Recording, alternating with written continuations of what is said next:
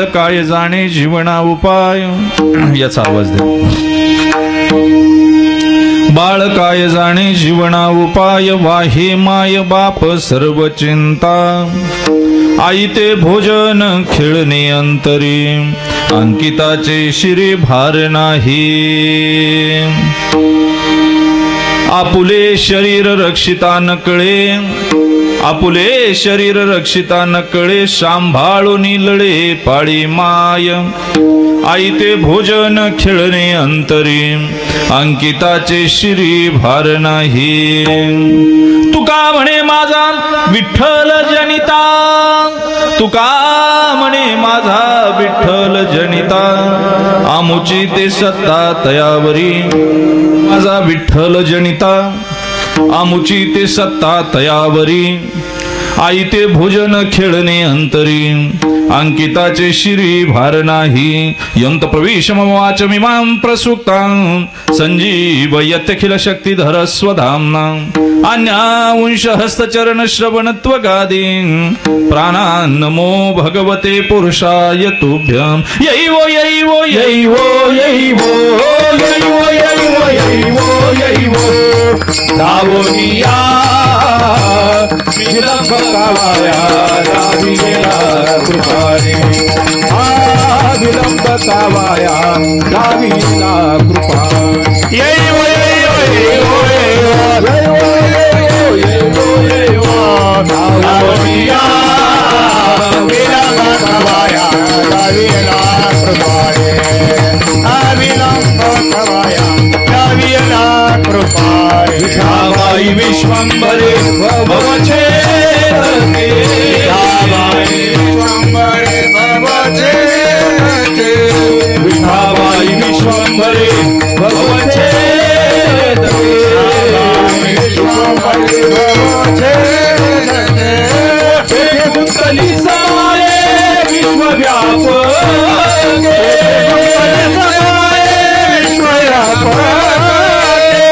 गुंतली समाये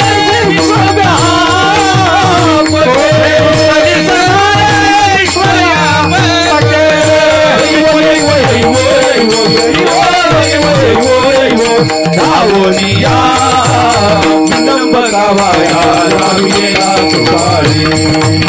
विलंब कावाया लाविला कृपाने. यैवो यैवो यैवो यैवो यैवो यैवो यैवो यैवो दावोनिया विलंब कावाया लाविला कृपाने. विलंब कावाया लाविला कृपाने. अलंकापुरी रम्य सिंहस्तनस्थं, पदं भोजतेजं स्फुरदिक्प्रदेशं. विधीन्द्रादिदेवे सदा स्तूयमानं, समाधिस्थमूर्तिं भजे ज्ञानदेवम्. ओम नमो ज्ञानेश्वरा, ओम नमो ज्ञानेश्वरा, ज्ञानेश्वरा. ओम नमो ज्ञानेश्वरा, ओम नमो ज्ञानेश्वरा, ओम नमो ज्ञानेश्वरा, ओम नमो ज्ञानेश्वरा, ओम नमो ज्ञानेश्वरा, ओम नमो ज्ञानेश्वरा, ओम नमो ज्ञानेश्वरा, ओम नमो ज्ञानेश्वरा. करुणा करो दयाळा, करुणा करो दयाळा. तुमचा अनुग्रह लादलो लादलो, पावन झाले पराजरी. करुणा करा दयाळा, करुणा करा दयाळा. तुमचा अनुग्रह लादलो लादलो, पावन झालो चराचरी. आजचे हे तुम्ही कृपादान दिले ते जतन माय बापा. आली मुखा वाटे अमृत वचने, उत्तीर्णता येणे नवे जन्मे. तुका म्हणे तुम्ही उदार कृपाळ, शृंगारिले बाळ कौतुके. आली मुखा वाटे अमृत वचने, उत्तीर्णता येणे नवे जन्मे. गेला तो विमानी बैसोनिया, गेला तो विमानी बैसोनिया गेला तो विमानी बैसोनिया गेला तो विमानी बैसोनिया रामेश्वर सकळा मुसोनी हरे रामेश्वर सकळा मुसोनी सकळा मुसोनी हरे रामेश्वर सकळा मुसोनी गेला तो विमानी बैसोनिया गेला तो विमानी बैसोनिया गेला तो विमानी बैसोनिया गेला तो विमानी बैसोनिया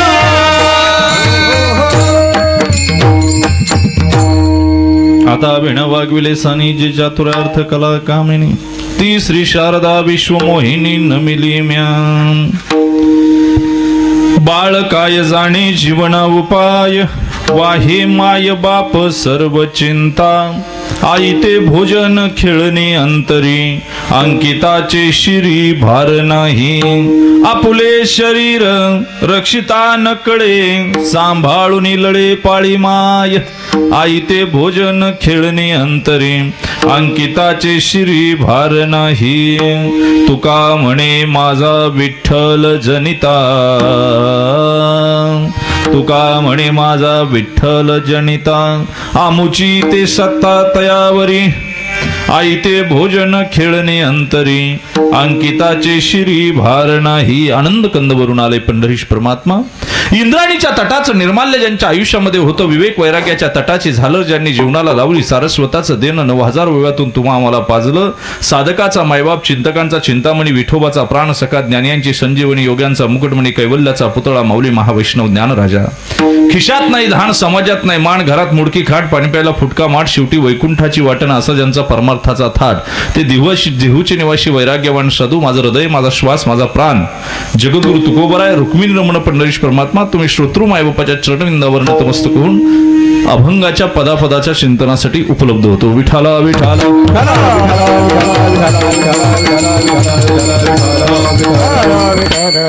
आरोटे कुटुंबियाची गेलेली आई, तिच्या पुण्य स्मरणाच्या निमित्तानं हा कीर्तन सोहळा.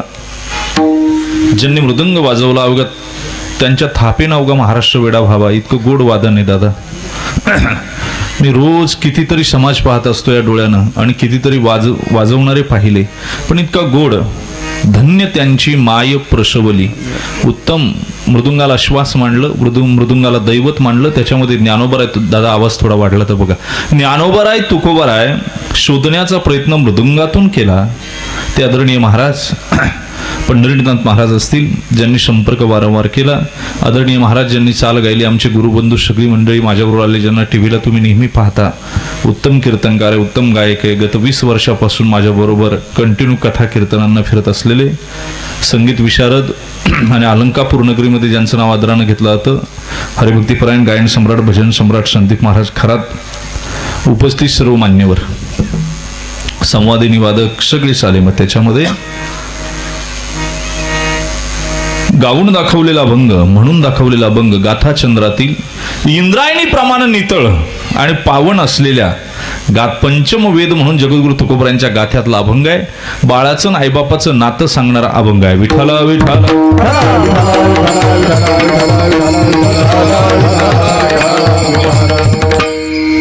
कैलासवासी गंगा भागीरथी चंद्रभागाबाई वाळू जी आरोटे, त्यांचे चिरंजीव मधुकरराव असतील, रतनराव असतील, यशवंतराव असतील, पांडुरंगराव असतील, त्यांच्या कन्या सुमनबाई, द्रौपदाबाई, जनाबाई, इंदुबाई, सुशीलाबाई. 5 कन्या, 4 मुलं. मला वसंतरावांनी सांगितलं तरी 2 मुलं गेली. म्हणजे पूर्वीच्या काळामध्ये किती सक्षम माता होत्या की इतकी मुलं. भौतिक प्रगती नव्हती, ताकद देतात आवाजात, भौतिक प्रगती नव्हती तरी मुलांना जन्म घालायचा, वाढवायचं, मोठं करायचं. आता हम दो हमारे दो, माँ बाप फेक दो, काय होतं. आणि आता तर हम दो हमारा एक बजाज, एकच पाहिजे. बरं 13ही पंख फुटले का अमेरिकेला निघून जाते, काय करते मग. म्हातारा म्हातारीने इथं पाहिजे एकमेकाक. माझ्या गळा तुझ्या गळा गुंफू, असं नाही म्हणायचं. आता माझ्या गोळ्या तुझ्या गोळ्या, दोघं मिळून खाऊ सगळ्या. प्रेम राहिलं कुठं, वात्सल्य राहिलं कुठं. प्रेम विकत आणता येत नाही, वात्सल्य घेता येत नाही. पूर्वीच्या आईकडं वात्सल्य होतं, आता ब्युटी पार्लरच्या जमान्यातल्या आईकडं वात्सल्य प्रेम आटत चाललंय, हे तितकंच दुर्दैव आहे. माझी जरी तब्येत बरी नसली, म्हणजे रात्रीपासून मला बरंच नाही, इतका तापण. मी सकाळी विचार केला की नवीन भागात कीर्तन आहे आणि यांना त्रास व्हायला नको वसंतरावांना, म्हणून मी खरं तर आजचं औरंगाबादचं कीर्तन सोडून दिलं संध्याकाळचं. होतच नाही, वातावरण इतकं भयान झालंय, निसर्ग सुद्धा संपवायच्याच मागे लागला. विठाला विठाला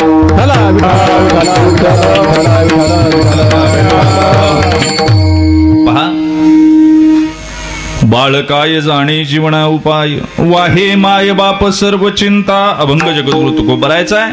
हे जग 3 लोक 4 लोक चालवतात. त्याच्यामध्ये शास्त्रज्ञ आहे, आचार्य आहे, वैज्ञानिक आहे, म्हणजे शास्त्रज्ञ, आचार्य, संत आणि आईबाप.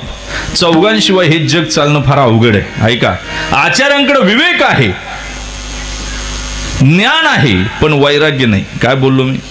पितामह भीष्म द्रौपदीचं हरण होत असताना पाहत राहतात, पण उठून जायची दानत होत नाही. वैराग्य आहे का मला सांगा? वैराग्य नाही ना. आचार्यांकडे विवेक आहे, ज्ञान आहे, पण वैराग्य नाही. शास्त्रज्ञांकडे फक्त ज्ञान आहे, विवेकही नाही आणि वैराग्य नाही. शास्त्रज्ञ फार शहाणेत असं काही समजू नका. सॉक्रेटिस, आईन्स्टाईन, प्लेटो, अरिस्टॉटल, स्प्रेनो सगळे उघडून पेलो मी, काही राहिलं नाही त्यांच्याकडे. त्यांना फार आकलीत असं नाही. ज्ञानोबराय ज्ञानेश्वरीत असं झापलं यांना, तुम्हाला काय सांगू. पै चाचोचीनी सांडीशे, काय ज्ञानोबराय म्हणतात. राजहंसाची जशी सांडशी असते का नाही चोचीची, पाणी पाणी वेगळं आणि दूध दूध, ज्ञान विज्ञान तुम्हा तैशे वाटून देऊ. काय ज्ञानोबरायची भाषा आहे. ज्ञान वेगळं आहे. 16 वर्षाचं बालक प्रवरेच्या काठावर बसलं, विश्वात्मक वाघ यज्ञ मांडला आणि समस्त जीवाला 9000 ओव्यातून अमृताचं पान केलं जातं. मी कधी कधी विचार करत असतो की आमचं जीवन कुठं चाललंय. आमचं जीवन फार भरकटलंय. रविवारी जन्माला आला, सोमवारी मोठा झाला, मंगळवारी लग्न केलं, बुधवारी पोरं झाली, गुरुवारी पोरांची लग्न केली, शुक्रवारी नातवांची तोंड पाहिली, शनिवारी आजारी पडला, रविवारी तिरडीव घालून आणला. काय केलं? तुम्हाला अंदाज नाही. राजकारण आपण इथं करतोय, कीर्तन चालल्यात, मजामध्ये पाकिटं मिळतायत, सगळं होतंय, पण आपल्या तिरडीचा बांबू कोणाच्या तरी शेतात रोज थोडा थोडा वाढतोय. काय होतंय तुम्हाला अंदाज नाही. मजा आपण इकडं मारतोय. अजून किती वेळ आहे अवकाश. नाकात घालायचा कापूस सुद्धा कुणाच्या तरी शेतात, कुणाच्या तरी बोंडात रोज थोडा थोडा वाढतोय. काय करतोय? मरणाची सगळी साधन सामुग्री तयार आहे, गुलाल तयार आहे, लाकडं तयार आहे, बुक्का तयार आहे, फक्त बाजारातून इथं आणायचा अवकाश. जाळण्याची जागा तयार आहे, घरातून तिरडी उचलून तिथं न्यायचा अवकाश. पाहुणे सुद्धा निघालेत, फक्त निरोप पोचायचा अवकाश. रडणारे सुद्धा तयार आहे, फक्त गेला म्हणण्याचा अवकाश.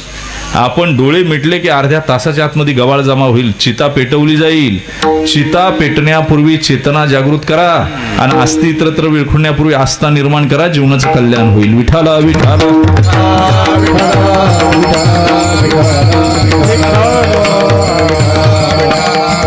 ऐका,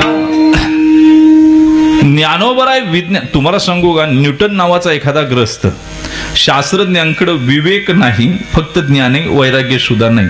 डायनासोरचं क्लोनिंग ज्याने केलं का नाही, ते सहज फिरायला गेलो होतं आणि त्याला तिकडे तो प्राणी मिळाला डायनासोर नावाचा. ते घेऊन आलं, त्याला वाढवला, मोठा केला, जवळ झोपायला घेतलं आणि मोठा केल्यावर त्याच डायनासोरनं त्याला संपून टाकला. काय केलं? विवेक आहे का मला सांगा?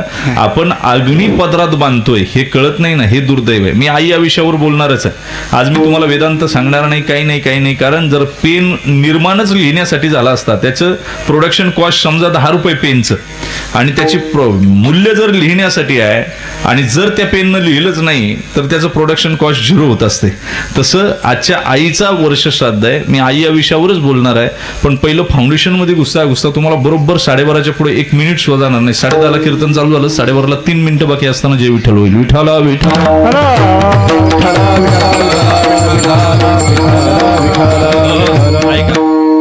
शास्त्रज्ञ न्यूटन नावाचा कोणी एक ग्रस्त सफरचंदाच्या झाडाखाली बसतो आणि सफरचंद पडताना पाहतो आणि म्हणतो गुरुत्वाकर्षणाच्या नियमानं सफरचंद खाली येतं.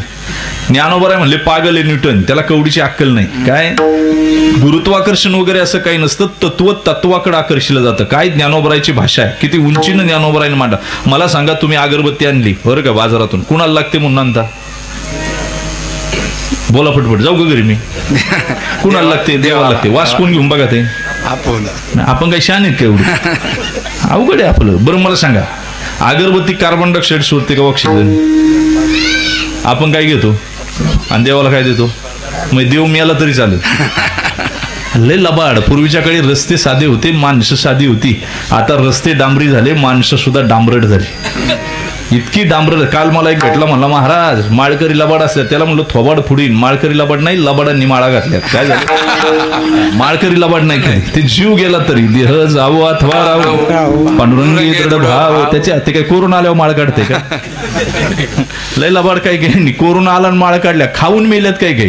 त्यांची लंग सिस्टीम तेवढी पॉवरफुलच नाही ना. विशिष्ट डिग्रीला ते मांस तापावं लागते व्यवस्थित, त्यावेळी त्यातल्या बॅक्टेरिया मरतात. काय होतात म्हणून पहा, एक वर्ग दवाखान्यात जास्त आहे आणि आपला वर्ग कोर्टात जास्त आहे. एक जातीचा वर्ग दवाखान्यात आहे, कारण त्यांना खाण्याचं लिमिट नाही, काय खातोय ते कळत नाही. ध्यानात आहे. आणि साधी गोष्ट सांगतो, वारकरी जीव गेला तरी त्या पांडुरंगाशिवाय कोणाचा विचार करणार नाही. दादा विठाला विठाला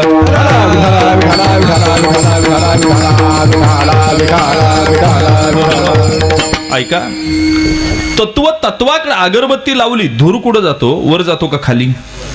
वायू तत्व वरती. ज्ञानोबरांनी बात केला सिद्धांत न्यूटनचा. काय केला? मला सांगा, खाला राधावे पाणी. ज्ञानोबराय म्हणता, जर स्लॅबवर पाणी पडलं कुठं वर जातं का? समुद्र सपाटीकडे जातं. कुठं जातं? ज्योतीचं तेवणं वरच्या दिशेने. अग्नी तत्व वरती. अग्नी ते तत्वाची देवता सूर्य आहे. सूर्य कुठं आहे? वरती आहे. ज्ञानोबरायने बात केलं याला. अहो 200-250 वर्षापूर्वी सगळी ईडी एकत्र बसली, मग कळालं 71% पाणी आणि 29% जमीन आहे. कधी कळालं? तुकोबरायचा गाथा काढा बरं तुम्ही. 450 वर्षापूर्वी तुकोबराय म्हणतात, समुद्र वलयांकित पृथ्वी. समुद्रानं पृथ्वी वेष्टीत आहे. ज्ञानोबराय कोणत्या विद्यापीठात गेले? तुकोबराय कोणत्या विद्यापीठात गेले? संतांनी सगळं सांगून ठेवलं, फक्त तुम्ही अभ्यास केला पाहिजे, तुम्ही चिंतन केलं पाहिजे. ज्ञानेश्वरी तुम्हाला सम्राट करील. काय करील? गाथा तुम्हाला सम्राट करील. बाकी लोक तुम्हाला गुलाम करतील. काय करतील? तुम्ही आमच्या सुद्धा नादी लागायचं नाही. आम्हाला महाराज सुद्धा म्हणायचं नाही. काय बोललो मी? आणि आमच्या कीर्तनानं तुम्ही सुधराल हे सुद्धा काही नाही. फक्त ते नेपाळी असतो ना गावात, त्यांना आवाज द्यायचा, जागते रहो. त्यातलं आमचं काम आहे. काय? मला लोक म्हणतात, शेवळे महाराज तुम्ही कोणाच्या अंत्यविधीला दिसत नाही. म्हणलं, मेलेल्या मुर्द्यांमध्ये प्राण फुकण्यासाठी शेवळे महाराजाचा जन्म नाही. जे जिवंत आहे पण मेल्यासारखे वागतात अशामध्ये प्राण फुकीत राहील. रोज तेवढंच काम करतो मी, दादा बाकी काही करत नाही. मला एक सांगा, तुम्ही भाकर घालता पण किती जोरात भुकतं मला सांगा. मग अवघा महाराष्ट्र आम्हाला गावठी तूप घालतो, आम्ही किती जोरात भुकलं पाहिजे? आम्हाला महाराज सुद्धा. महाराज या शब्दाचा अर्थ फार वेगळा आहे. महा म्हणजे महान आणि राज म्हणजे गुह्य. जो महान गुह्य जाणतो त्याला महाराज म्हणा. मग तुम्ही म्हणाल तुम्ही कोण आहे? गाडीवर लिहिलं असतं ना, सावधान चालक शिकत आहे, त्यातले आम्ही. कोण आहे? तुम्ही आमच्या नादाला लागायचंच नाही. तुम्ही डायरेक्ट सडाला तोंड लावायचं. गाथा, ज्ञानेश्वरी, ज्ञानोबराय. आम्ही मार्केटिंगवाले आहेत. कोण आहेत? चांगल्या अंगठ्या घालणार, ब्रासलेट घालणार, 30-30 लाखाच्या गाड्यांमध्ये फिरणार. काही अडचण नाही. आम्ही मॅन्युफॅक्चरर नाही, आम्ही मार्केटिंगवाले आहेत. कोण आहे? आणि मार्केटिंगवाला अप टू डेट दिसतो, पण मॅन्युफॅक्चरचं त्याला ज्ञान नसतं. काय नसतं? फार मोठं अवघड चिंतन आहे. जाऊ द्या.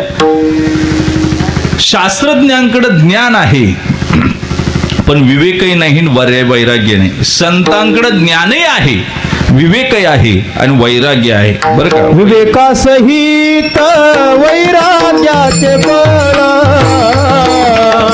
सहित वैराग्याचे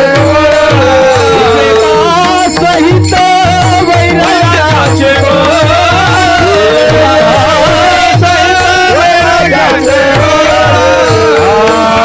जगदगीत ज्वाळा अग्नि जैसा, अग्नि जैसा जगदगीत ज्वाळा अग्नि जैसा, अग्नि जैसा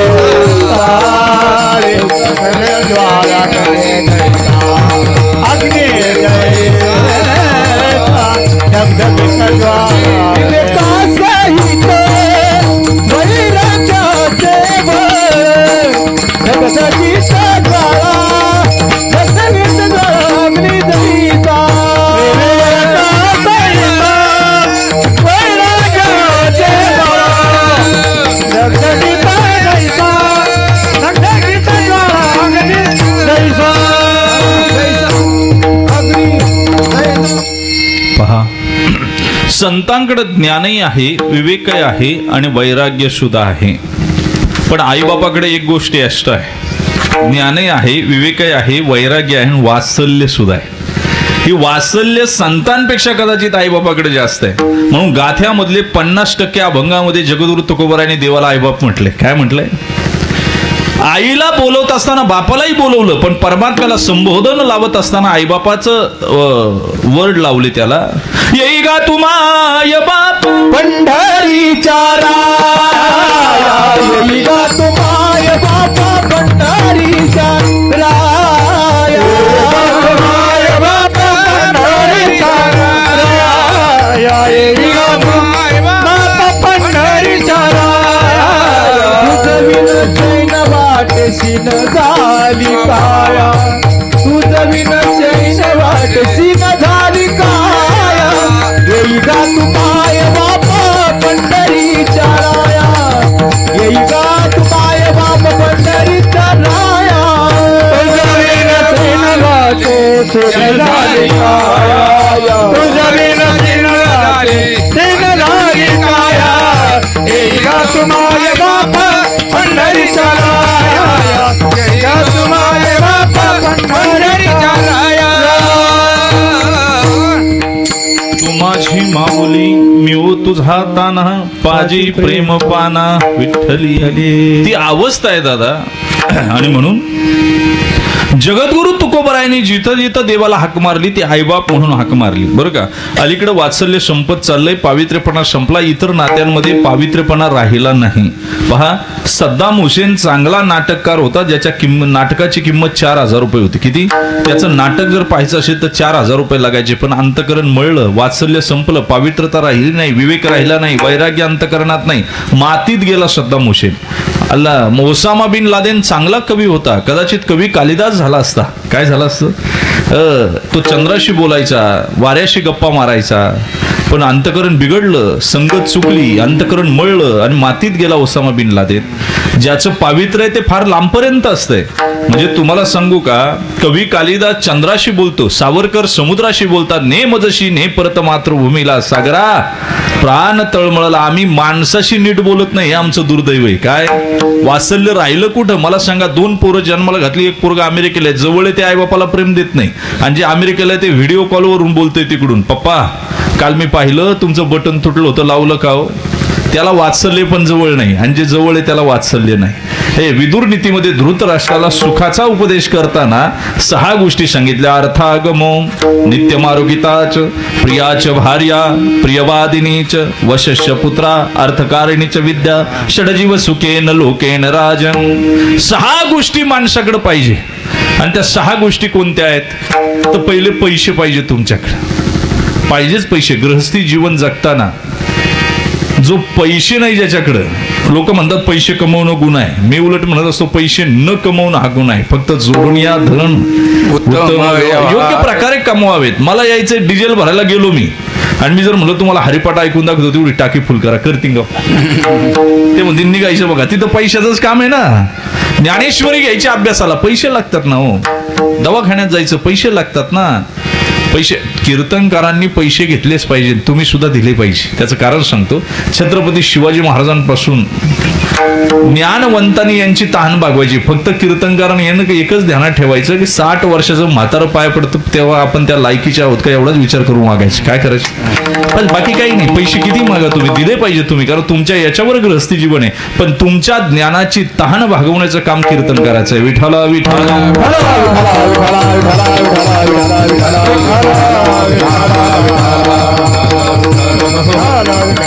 पैसे कमवले पाहिजे, पण जर योग्य मार्गाने नसेल. पहा, आमच्याकडे एकाने गिरगाई घेतली बरं का, आणि गिरगाईला काही एवढं दूध नाही, जर्शीला जास्त दूध असते, आणि जर्शी काय आपल्या भागातली नाही ती बरं का. मागच्या दिवाळीला माझ्या भावाचं पोरग मला म्हणलं, वसुबारशीला म्हणलं चला ना आपण जाऊ ओवाळायला.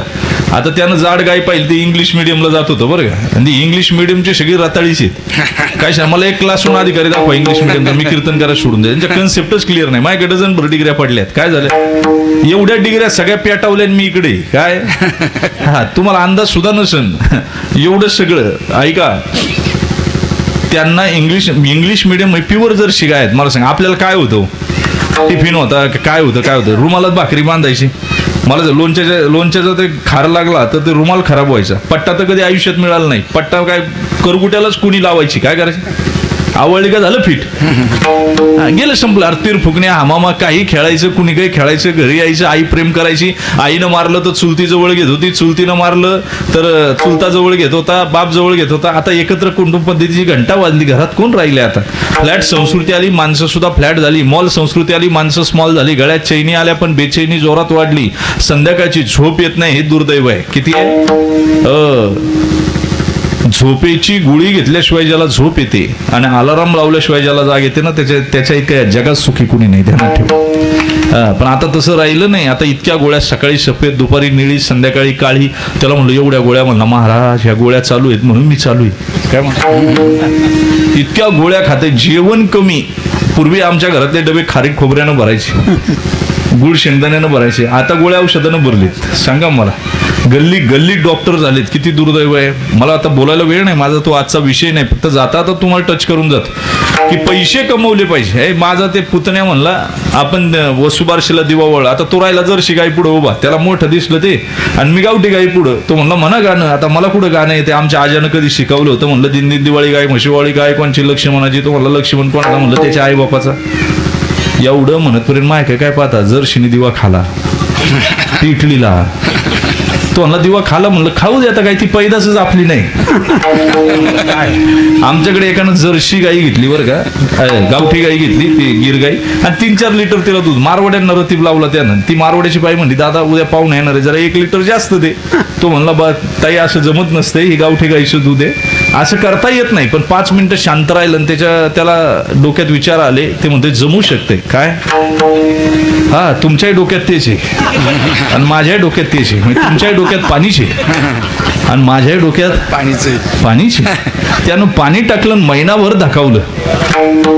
पैसे घेतले मोजून. एका झाडाखाली आला, जेवला, किटलीत पैसे गाठोडं बांधून ठेवलं आणि म्हणलं जरा वामकुक्षी घेतो. तळ्याच्या काठावर झाड होतं, त्या झाडावर एक माकड राहत होतं. त्यानं पाहिलं, म्हटला कोणतरी नवीन प्राणी आलाय. ते खाली उतरलं, त्यानं किटलीचं झाकण उघडलं, ते पैशाचं गाठोडं काढलं, पैसे खायला सुरुवात केली. आता माकडाला अंदाजच नाही, पैसे खाता येत नाही, पण तरी खाते.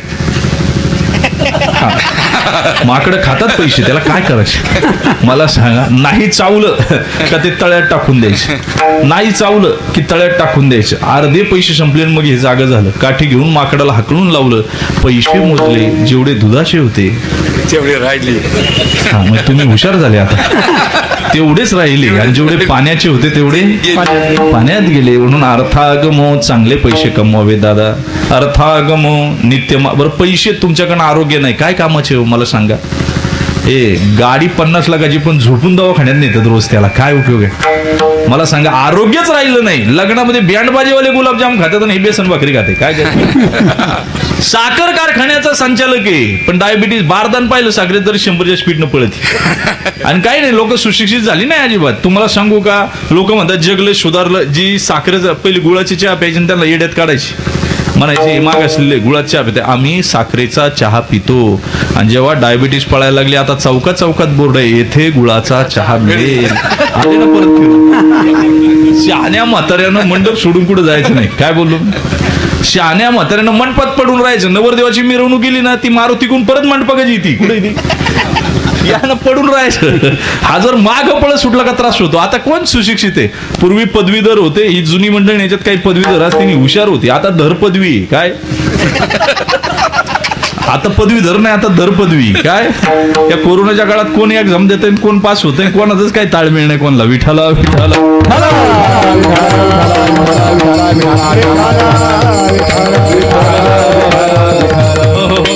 ऐका, गोड चिंतन सांगतो दादा तुम्हाला. आयुष्य जर जगायचं असेल ना, तर तुमचं आरोग्य सांभाळलं पाहिजे. आरोग्य जर संपलं ना, सगळं संपून जाईल. तुमच्यावर जे प्रेम करतात, ऍक्सिडेंट होऊन घरात पडलं ना, 1 वर्ष घाण काढतील. दुसऱ्या महिन्यात म्हणतील, दुसऱ्या वर्षात हे गेलं असतं तर बरं झालं असतं. इथं कोण कुणाचं.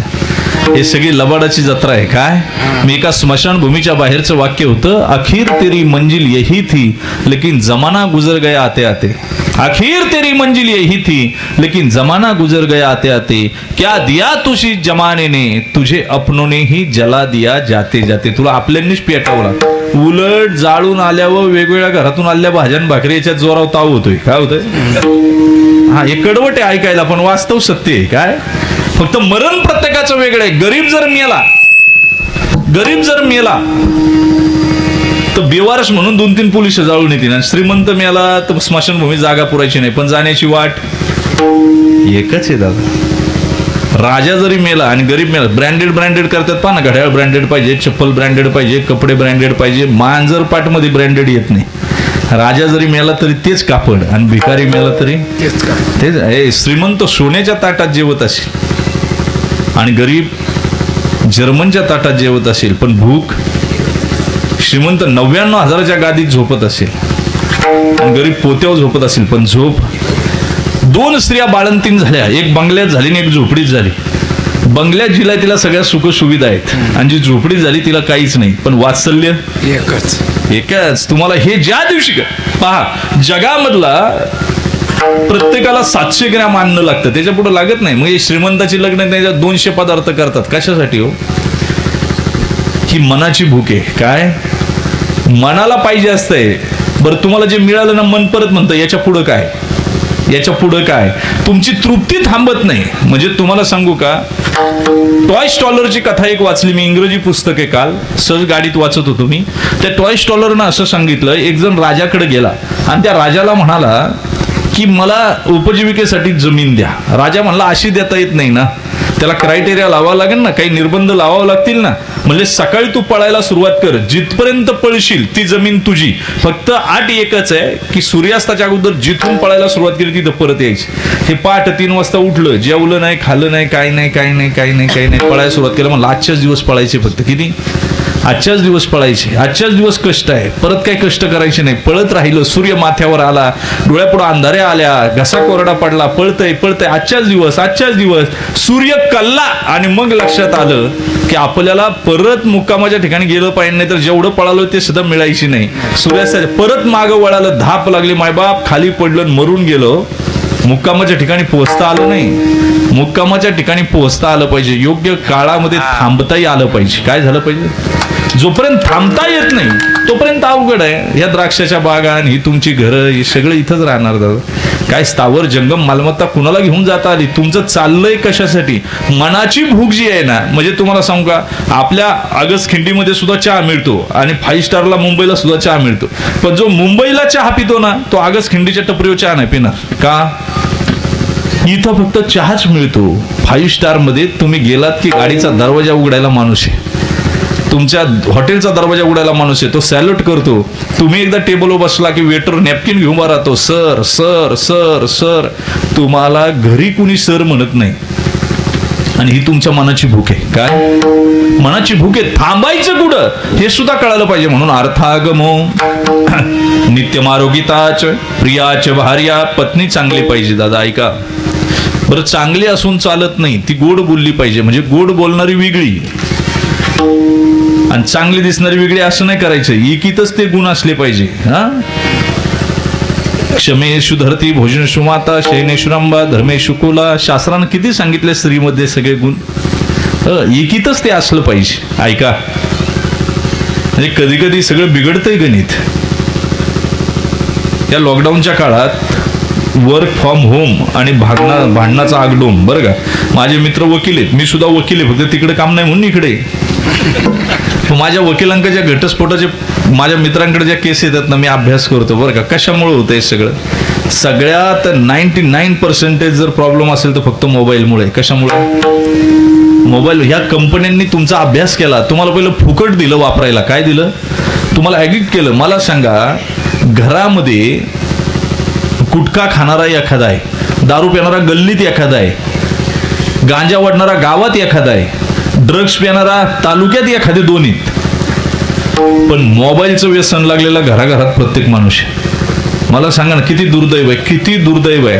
मी कधी कधी विचार करतो, अरे यानं गुड मॉर्निंग पाठवलं आणि जी आमची तरुण पोरं आहेत ना, ही बरबाद करायचं लक्ष नाही. यांना कळत नाही. 5,000 फेसबुकला फ्रेंड आहेत. बरं का, त्यांना एक मेसेज करा, माझा ऍक्सिडेंट झाला आणि मला 5,000 रुपये पाहिजे. ते 500चे 5,000 पळून जातील. जे तुम्हाला अंगठे दाखवत होते का ना, ते आता खरंच अंगठा दाखवतील. लाईक करत होते का नाही, तुम्हाला कळलं नाही काय ते मोबाईल. मला सांगा, बराच वेळ ज्यानं मोबाईलची निर्मिती केली किंवा ज्यानं कम्प्युटरची निर्मिती केली, मायबाप ते कम्प्युटर वापरत नाही, ते पुस्तक वाचते. काय करते? त्याचे कधी फोटो बघा, 3 पुस्तकं आहेत आणि 1 पुस्तक पुढे. झुकेरबर्ग आहे ना, ज्यानं फेसबुकची हे सगळं केलंय, ते एकाच ब्रँडची कपडे वापरत आहे. आमच्या घरात एवढे कपडे झाले का शेवटी लाकडाची गरज नाही. काय जी ऐका मला सांगा ना, मी कधी कधी विचार करतो की आम्हाला जगणं कळालं पाहिजे, जगणं कळत नाही. आणि महाराष्ट्रामध्ये 43 लाख बिनकामाचे शिवाजी झालेत. किती झाले? ज्यांनी फक्त दाढ्या वाढवल्यात, कानात बाळ्या घातल्यात, यांना शिवाजी महाराजांचं कवडीचंही काही अजून अंतरंगात उतरवता आलं नाही. एवढं दुर्दैव आहे. बरं, ते राहतं इथं तुमच्या घोटीमध्ये आणि येते आमच्याकडे दर्शनाला तिकडं पुण्यामध्ये. ती टोल नाक्याला म्हणते मला ओळखलं नाही का, किंवा आमचं तिकडं राहते आणि इकडे येते, तुला काय ओळखायचं, काय तुझ्याकडे ओळखायला? शिवाजी महाराजांची मिरवणूक चौकात आणि हा चौकीत आहे. कुठे शिवाजी महाराज काय कळाले मायबाप? कळाले नाही ना. आमच्याकडे एक जण असाच होता, जाता आता सांगून जाईल नंतर, पुत्राचा विषय आल्यावर सांगतो. ऐका, पत्नी गोड बोलणारी पाहिजे आणि सुंदरही दिसायला पाहिजे. अर्थागमो नित्यमारुगिताच प्रियाच भार्या प्रियवादिनीच वशस्य पुत्रा.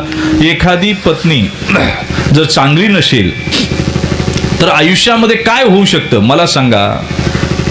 तुम्हाला जिकडं जाईल तिकडं. एकीनं राज्य असताना दशरथ राजाला मारला आणि तिची सून अरण्यामध्ये रामायण घडवते. काय करते? हा फरक आहे ना. मला सांगा, राम लक्ष्मण वनवासात जातात, पैसे जवळ नाही पण भांडत नाही, प्रेमानं राहतात. आणि धीरूभाई अंबानीच्या पोरांकडे करोडो रुपये, काय पण भांडणाशिवाय दुसरं काही नाही. आहे का मला सांगा? प्रेम वात्सल्य विकत आणता येत नाही हो. फार मोठ्या गमती जमती आहे आणि काळ बलवान आहे. तुम्ही मंदिरात दर्शनाला नाही गेला तरी चालेल, पण स्मशानभूमीचं दर्शन घेत जा. काय स्मशानभूमीचं दर्शन घेत जा. शेवटी भगवंत सगळीकडेच आहे ना. सर्वस्य चाहं प्रदिशन्न विष्णु मतः स्मृतिर्ज्ञानमपोहनञ्च वेदेश सर्वैरहमेव वेदो वेदांत कृद्वेद विदेव चाह येरवी सर्वांच्या हृदय देशी. ज्ञानोबराईनं वर्णन केलं ना. बरं, मूर्ख माणसांना कळत नाही. अवजानंती मामुढा मानुषीं तनुमाश्रितं परम भावमजानंतो मम भूत महेश्वरम. मायबाप, मूर्ख माणसाला देव कळत नाही. आणि आज आळंदी, देहू, पंढरपूर इकडे जी गर्दी आहे ना, ही काय भक्तांची असं समजू नका. केलेल्या पापाच्या भीतीपुटी देवाकडे गर्दी आहे. काय पाप झोपून देत नाही तुम्हाला. काय बोललो मी? रात्री असं दिसतो कॉन्शियस माइंड आहे, सबकॉन्शियस माइंड आहे. आता मी तिकडे जात नाही. मेंदूमध्ये 1000 बिलियन सेल्स काम करतात. किती? आणि 1 बिलियन म्हणजे 10,000 million. 1 billion into 10,000 million is equal to करा. मेंदूला किती ताकद असेल मला सांगा. तुम्हाला असं वाटतंय काय झालंय? मन डोळ्यातून 80% ऊर्जा बाहेर जाते आपल्या. किती? 80%. आणि 20% बाकी इंद्रियातून. 20% डोळ्यातून ऊर्जा बाहेर जाते. डोळ्यांनी जे पाहिलं ते मनाला सांगायचे, चित्त. त्या चित्तानं काय करायचे? बुद्धीला सांगायचे. बुद्धीनं निर्णय घ्यायचा आहे. बुद्धीनं पुन्हा मनाला सांगायचे. मग लहान मेंदू आहे, मोठा मेंदू आहे. मोठ्या मेंदूनं बुद्धीला विचारायचे, करू का नको करू, श्रेयस आहे का प्रेयस आहे, टाकाऊ आहे का स्वीकार्य आहे. मग जर काय करते पण डोळे मोठे लबाड, डोळे हरामी पाहिले ना, ते मनाला सांगते. मन त्याच्यापेक्षा हलकट आहे. ते काय करते? वरती इन्फॉर्मेशन कळवितच नाही, जाते भोग भोगून येते. काय करते? आणि ज्ञानोबा म्हणजे जाताना काय करते? बुद्धीचे द्वार झाकलेचे नी, शटर ओढून जाते बुद्धीचं. आणि करून आल्यावर, भोगून आल्यावर बुद्धीला म्हणते, बघ मी केलं ते बरोबर आहे का, मी केलं ते चांगलं आहे का. जर चांगलं झालं असेल तर ठीक, नसेल झालं तर मग पश्चाताप होतो. मग त्यातून परत अनुताप होतो. वेदांतीय भाषेमध्ये ऐका, त्यातून जर सुधारला तर ठीक, नाही तर म्हणते कशी माती खाली मी, गावात मला किती मान होता. बरं, ही सृष्टी काही खरी नाही. जाऊ द्या. ऐका, इथं वशस्य पुत्रा, पोरं आज्ञेत पाहिजे. अर्थकारिणीच विद्या. तुम्ही इंजिनियर झाला आणि ट्रॅक्टरवर लोकांच्या औषध फवारीत असाल, समाधान नाही. तुम्ही डॉक्टर नाही. तुम्ही जी विद्या घेतली तिचा उपयोग पैसे कमवण्यासाठी झाला पाहिजे. षडजीव सुखेन लोकेन राजन. 6 गोष्टी सुख सांगितलं माय बाप. मग तुम्हाला हे वर्म जे आहे ना, पहा इथं संत, मी मगाशी बोललो, संत, आचार्य, शास्त्रज्ञ आणि आईबाप 4 लोक जग चालवतात. बरं, जग कसंही असलं तरी ते भाषमन आहे. एक देहास्य जीव आहे, एक प्रात्य जीव आहे, एक विश्वजीव आहे. आता वेदांताच्या भाषेत जात नाही मी. ऐका, ज्ञानोबराची एकच उभी आहे. ते बी लचकली आदिठी देखणे जे जे उठी तया नाम सृष्टी तेची ते पैगा. काय ज्ञानोबराची भाषा आहे. तुम्ही जे पाहताय ते काय खरं आहे का? परवाशी एक म्हातारा मला भेटला. म्हणलं महाराज कुठं चालले? म्हणलं मुंबईला चाललो कीर्तनाला. म्हणलं येऊ का मी? म्हणलं काय करतो येऊन? म्हणलं काय नाही, जीवाची मुंबई करतो, येतो म्हणलं. चल म्हणलो बा. कीर्तन झालं. 22व्या मजल्यावर जेवण होतं, आम्हाला टॉवर होता. लिफ्टच्या तिथं आम्ही खाली सगळे उभे राहिलो आणि लिफ्टचं बटन दाबून ठेवलं. तेवढ्यात लिफ्ट आली खाली, दरवाजा उघडला. पण त्या सोसायटीमध्ये राहणारी एक बाई होती, 55-60 वर्षाची म्हातारी होती. ती घुसली पटकन. मी यांना म्हणलं जाऊन द्या, तिला घाई झाली वर जायची, आपण नंतर जाऊ. ती वर गेली आणि परत लिफ्टचं बटन दाबलं. लिफ्ट खाली आली आणि आता एक 20-22-25 वर्षाची पोरगी लिफ्टमधून बाहेर निघाली. ते म्हातारा माझ्या तोंडाकडे पाहायला लागलं. म्हणला महाराज मला माहितीच नव्हतं मुंबईत असं मशीन आहे. म्हातारी घालायची. हा लागलं ना रडाय, माहीत काय पाहता. म्हणलं काय झालं रडाय. म्हणलं काय नाही, थोडं चुकलंच. म्हणलं काय चुकलं. म्हणलं म्हातारी लहान आहे पाहिजे नव्हती आता. काय म्हणलं, अरे सगळं भासमान आहे ना हे, काय खरं आहे. इथं तुम्ही जे जे पाहता ते सगळं भासमान आहे. मग इथं आजादवाद आहे, विवर्तवाद आहे, आरंभवाद आहे, परिणामवाद आहे, दृष्टीसृष्टीवाद आहे, खंडन मंडनवाद आहे. आता तिकडे फार जायचं काही कारण नाही. मला वरच्यावर 12:30 गाठायचे, काय करायचे. हा त्यामुळे काय मी ताण घेत नाही. ओव्हर टाइम काय करायचं कारण नाही. मास्तर किती वाजता आला तरी शाळेतून जायचा टाइम त्याचा ठरलेला आहे. त्यांना म्हणलं कसं काय. म्हणलं सरकारचा नियम येतो, तिथे काही थांबायचं काही कारण नाही. ऐका, वर्म कळालं पाहिजे. वर्म कळालं की सृष्टी आपल्याला सहाय्य करते, निसर्ग आपल्याला सहाय्य करतो. पण प्रत्येक गोष्टीचं वर्म आहे ना. वर्म जर नसेल तर कठीण आहे. बरं, जीव वर्म माहित नसल्यामुळे गुंतलाय. काय झालंय, गुंतलाय. इतका गुंतला, किती गुंतला. ज्ञानोबरायची ओबी भ्रमरवेदी कोडे, भलतेशी काष्ट कोरडे, परी कळी के माझी सापडे कोवळी. ज्ञान तुकोबरायची भाषा आहे. तुकोबराय काय म्हणतात, नाही काष्टाचा गुमान गोवी भ्रमरा सुमन. भुंगा आहे ना, भुंगा. लाकूड सागाचा असू द्या, लाकूड बाभळीचा असू द्या, लाकूड निलगिरीचा असू द्या, पोखरणार म्हणजे पोखरणार. पण तो भुंगा असा कोमल पद्धतीनं गुंतो ना, किती गुंतो पहा. पहिलं लॉकडाऊन झालं का नाही तेव्हा बरं होतं बरं का, थोडी थोडी लोक फिरायची बाहेर. दुसरं तिसरं लॉकडाऊन एवढं स्ट्रिक्ट केलं करा सेवा फक्त पोलीसच होती. कोण होती बरं, ती सुद्धा कुठून ट्रेनिंग घेऊन आली होती माहिती नाही. ती पुढून मारीत नव्हती, मागून आणायची. माय काय पालतो पडून मारायची. आमच्याकडे एक बाई आहे, तिचा गुरुवारचं व्रत होतं, तिचा नियम होता श्रीखंडावर गुरुवार सोडायचा. काय हो, आणि लॉकडाऊन स्ट्रिक्ट चालू. ती नवऱ्याला म्हणली तेवढं श्रीखंड घेऊन येतो. म्हणला तो या पाया पडतो. श्रीखंड सोडून काय सांग, मला लय मारी त्यात बाहेर. ती म्हणली तुमचं माझ्यावर प्रेमच नाही. गुतला ना भुंगा, फक्त एवढ्या वाक्यावर गुतला. किती, तुमचं माझ्यावर प्रेम नाही. बाहेर लॉकडाऊन आहे, पोलिस मारतात तरी पिशवी घेऊन श्रीखंड नाही निघाला. इतका भुंगा गुंतो. बरोबर सापडलं पोलिसांच्या ताब्यात. इतका मारला, इतका मारला, इतका मारला. घरी आल्यावर मायबाप लंगडत चाललं. ते बायकोनं विचारलं काय झालं. म्हणला तू काय विचारू नको, तू काहीच विचारू नको. म्हणला. म्हणली झालं काय. तो म्हणला तुझ्या श्रीखंडापायी माझा भूखंड सुजला. काय झालं. आणि किती गुंतो भुंगा. हा भुंगा सकाळी निघाला बरं का. काही फुलं ही सूर्यविकासिनी असतात आणि काही फुलं ही सूर्य मावळला की मिटून जातात. हा भुंगा मकरंद सेवन करण्याच्या नादामध्ये त्या फुलावर बसला. हा जीवरूपी भुंगा ह्या संसाररूपी फुलावर विषयरूपी मकरंद सेवन करण्याच्या नादात बसला. आणि लहानपण गेलं, बालपण गेलं, तारुण्य गेलं, म्हातारपण गेलं आणि आयुष्याची रम्य सायंकाळ आली. सूर्य मावळला आणि फुल मिटायला लागलं. मिटलं फुल, बाहेर पडता आलं नाही.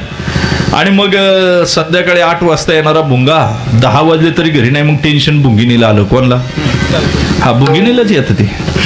तुम्ही का असता मला काही कळलं नाही. मी आपलं तुकोबरायचा भुंगा सांगतो. मला काय करायचं तुमच्या इकडचा भुंगा. टेन्शन भुंगिनीला आलं. तिनं सांगितलं पोरांना पप्पा कुठं दिसतोय का बघा. पोरांनी पप्पा पाहिला, सगळं पाहिलं. 15 किलोमीटर पोरं गेली तिकडं सिन्नरला. तिथं सरकार मान्य सुद्धा पाहिलं. पप्पा कुठंच नाही.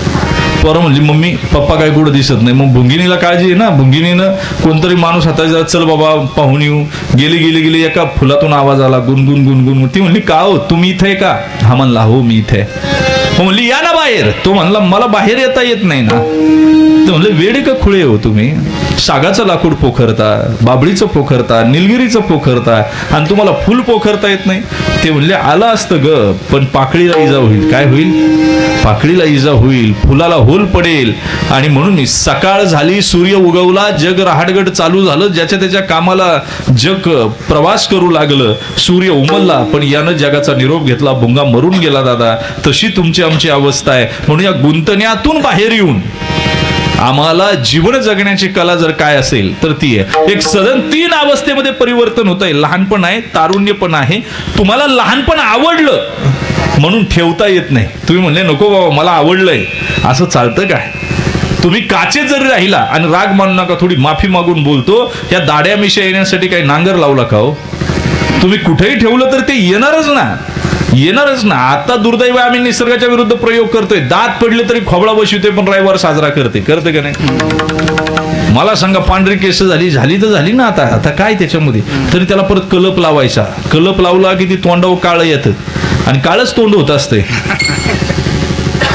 त्या वयात जर तुम्ही निसर्गाच्या विरुद्ध गेला की तोंड काळं झालं म्हणून समजायचे. काय करायचं? मी कधी कधी विचार करत असतो की आम्हाला जगण्याचं तत्वज्ञान, तारुण्य येणार आहे, म्हातारपण येणार आहे, पण एक अवस्था अशी आहे, गर्भापासून पोरग सज्ञान होतपर्यंत आईबापाची काळजी. बरं का, 3 अवस्थांमधून जावं लागतं. ऐका, आईबाप शुद्धीवर पाहिजे. इकडे लक्ष द्या. ह्या आईनं 2 पोरं गेली, पण 5 आणि 4 तरी 9 आहेत. आता किती आहेत? 9 आहेत. जुन्या काळामध्ये प्रेम होतं, जुन्या काळामध्ये वात्सल्य होतं. मला सांगा, ही जी आई आहे, तू या काळामध्ये तू भाकर करायची, फुगायची का नाही भाकर? तुला माहिती शपथ आहे बरं, खरं सांग, फुगायची ना? फुगायची. ज्या बाईचं नवऱ्यावर, ज्या बाईचं लेकांवर, ज्या बाईचं नातवांवर प्रेम आहे, तिचीच भाकर फुगणार. तुम्ही लागलं तर घरी जाऊन करून बघा. तुम्ही म्हणाल मुडदा कुठून धरून आणला, नाही फुगल्या. आता भाकर फुगत नाही, आता भाकर करणारी फुगती. प्रेम राहिलंय कुठं? सगळं संपलंय, सगळं संपून गेलंय. घराचे लॉज झाले तर घराच्या खानावळी झाल्यात. काय झालंय? झोपायपुरतं घरी यायचं आणि जेवायपुरतं घरी यायचं. बापन पोऱ्या महिना बोलत नाही. काय जे कीर्तन सांगता तुम्हाला?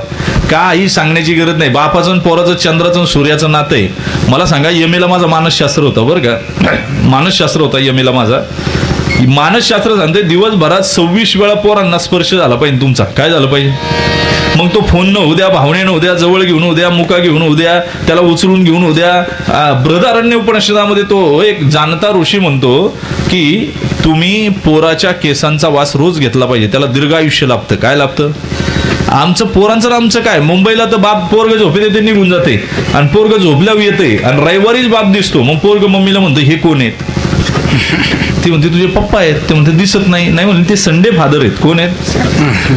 संडे फादर आहे. फक्त रविवारी दिसणारा बाप.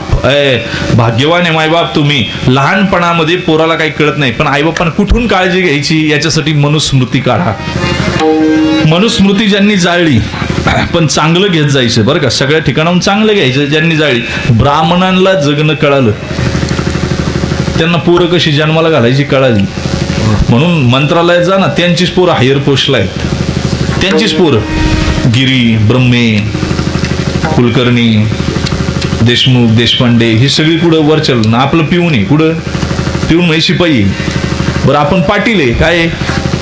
आपल्याला नम्रता, नमनते नम्रता, न पाहे गुण दोष. आमच्याकडे ते नाहीच. ब्राह्मणांना कळालं. एक तुम्हाला सांगू का, आम्हाला जर 70-80 वर्षाचं पीक घ्यायचं असेल, किंवा एक आपल्याकडे कोणतं पीक चालतं आता? कांदा. किती महिन्याचा आहे? 4 महिन्याचा. किती काळजी घेतो त्याला? धुकं पडलं का? खतं व्यवस्थित गेली का? पाऊस पडला का? ऊन जास्त झालंय का? सारखा वावरा चक्रा मारतो. किती? 4 महिन्याचा कांदा आहे. लॉस झाला तर किती महिन्याचा होईल? 4 महिन्याचा. लॉस झाला तर रुपयामध्ये 5-10 लाखाचा लॉस होईल. चला, पण जे 80-90-100 वर्षाचं पीक घ्यायचे त्याची काळजी घेतली का आम्ही? आपत्य नावाचे. अलीकडं 80% पिता, अलीकडं माता सुद्धा पितात, काही अडचण नाही. 80% बाप दारूच्या नशेत असताना पोरं जन्माला घालतात. काय करतात? बरं का, आता फार नीट ऐका, मी तुम्हाला थोडीशी बायोलॉजी सांगतो. मला एक सांगा, जर दारू प्याल्याच्या नंतर, मला माहिती आहे हा विषय समाजात बोलण्याचा विषय नाही, शहाणं समजलं जात नाही बोलल्याशिवाय, पण फार गरजेचं आहे. काय? आणि याला बोलण्यासाठी सुद्धा धाडस लागते. काय लागते? अभ्यास लागतो. याची समाजाला गरज आहे. जर इथंच बीज चुकलं ना तर पुढे तुमचं सगळी गणित फसतात. काय होतात? ऐका, 80% पिता दारूच्या नशेत असताना अपत्य जन्माला घालतात. मग जर 6.5-7 फुटाचा माणूस दारू प्याल्यानंतर झिंगत असेल, तो जो वीर्यातला शुक्राणू ज्याला मायक्रॉन मध्ये मोजतात, कशामध्ये? मायक्रॉन मध्ये, तो किती झिंगत असेल मला सांगा. तो जर झिंगला आणि त्या काळामध्ये गर्भनिर्मिती झाली आणि त्या दरम्यान बाळाचं जर पोटात राहणं झालं तर ते पोरग कसं जन्माला येईल? झिंगलेलं, माशा बसलेलं, बुद्धिहीन, दुर्बल्य अवस्थेत असलेलं. म्हणून आईबापानं काळजी कधीपासून घेतली पाहिजे? जेव्हापासून आपत्य ठेवायचंय तेव्हापासून. गर्भातच पोरांनो सत्यम शिवम सुंदरमचे संस्कार झाले पाहिजे. काय पाहिजे? आता सत्यम शिवम शिवम कुठंच नाही, फक्त राहिले सुंदरम. 60 वर्षाचे बाबा असले ना, त्यांना विचारणार जॅकेट कसं पाहिजे, ते म्हणतात सुंदर दिसेल असं पाहिजे. ताईला विचारा साडी, ते म्हणते सुंदर दिसेल अशी. लहान पोराला जीनची पॅन्ट, ते म्हणते सुंदर दिसेल अशी.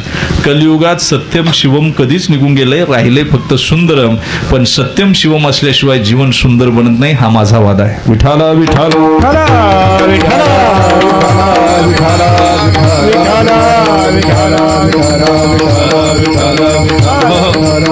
ऐका ऐका, आमच्या ह्या ताई आहेत ना, आमची आई आहे, आमची बहीण आहे बरं का.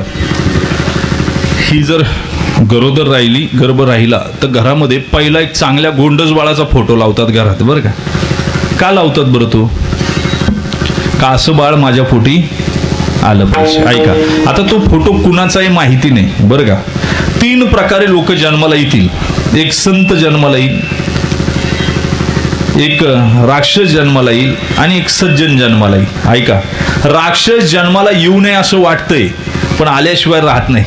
तुकोबराय म्हणतात, इतके वाईट लोक जन्माला येतात अलीकडे. जिकडे जाय तिकडे पिढी लोका, जोडी भांडवल थुंका. बरं, ज्याने दुर्जन जन्माला घातला राक्षस, तो नरकाला जाईल तेव्हा जाय. पण तुकोबराय म्हणतात त्याचे आईबाप पहिले म्हणे जाय नरका भक्ताची माय, नरका भक्ताची माय, नरका भक्ताची माय.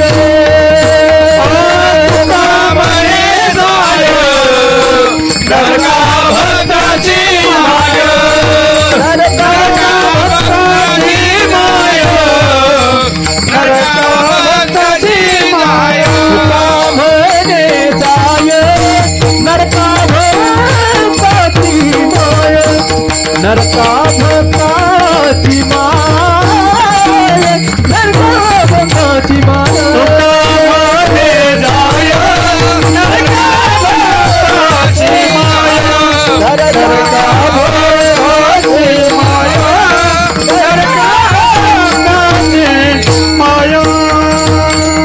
तुका म्हणे जाय नरका भक्त्याची माय. मला सांगा, जिकडे जाय तिकडे पिढी लोका. लहान होता त्यावेळी अंगठा चोखायचा, थोडा मोठा झाला आईचे स्तन चोखायला लागला, थोडा मोठा झाला आता आंबे चोखायला लागला.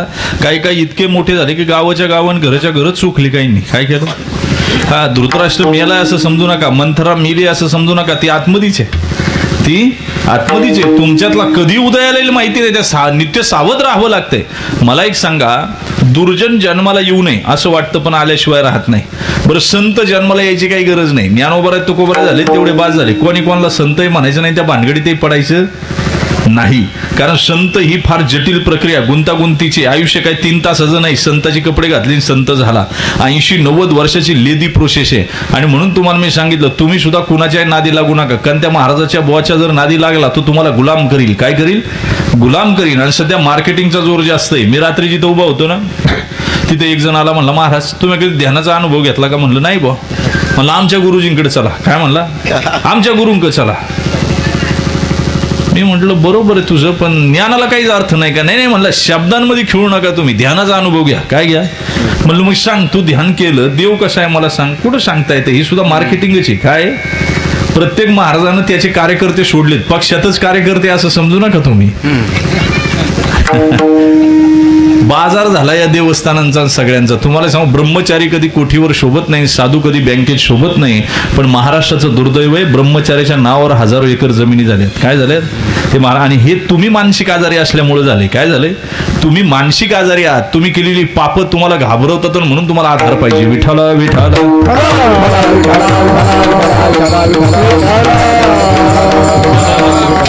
ऐका, गर्भ राहत असतानाच आईबापानं फार तुम्ही तो फोटोकडे पाहताना असं पोरग माझ्या पोटी आलं पाहिजे. ज्या दिवशी लग्न झालं त्याच दिवशी अंजनी माता ऋषमुख पर्वतावर तपश्चर्यासाठी निघून जाते. मला सांगा, आणि आम्ही लग्न झाल्यावर आईबाप फॉरेनची तिकीट पोरांना काढून देतात. किती दुर्दैव आहे मला सांगा. अंजनी माता ऋषमुख पर्वतावर तपश्चर्याला जाते, तिथं साधना करते आणि भगवंत शिव प्रसन्न झाल्यावर काय मागते माहिती आहे? हेरी म्हणे माझ ऐसा पुत्र, हेरी म्हणे